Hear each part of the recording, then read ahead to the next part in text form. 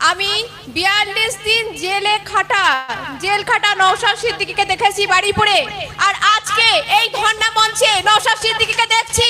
আমি আজকে বলছি যে নওশাদ সিদ্দিকী মানুষের মনে জায়গা করে নিয়েছেন, সেই জায়গা কোনো বক্তব্যকে কাটছাট করে আর কিন্তু সরিয়ে দেওয়া যাবে না, সেই জায়গাটাকে কেউ আর সরাতে পারবে না। আজকে আমি মানুষের মধ্যে আবেগ দেখছি। আচ্ছা, আপনারা বুকে হাত রেখে একটা কথা বলুন তো, এর আগে যেদিন নওশাদ ভাইজানকে মেরে ওখানে ফেলে দেওয়া হলো, সেইটা দেখে আপনার কি চোখে জল আসেনি? আমারও এসেছে। আজকে তাই এই ওয়াকফ বিরোধী আন্দোলন এবং এই ধর্ণা মঞ্চ, যেখানে আমার এসসি এসটি ওবিসি হিন্দু মুসলিম খ্রিস্টান সবাই একত্র হয়েছে, সেই ধর্ণা মঞ্চে আমি নওশাদ সিদ্দিকী মানুষ নওশাদ সিদ্দিকীর জন্য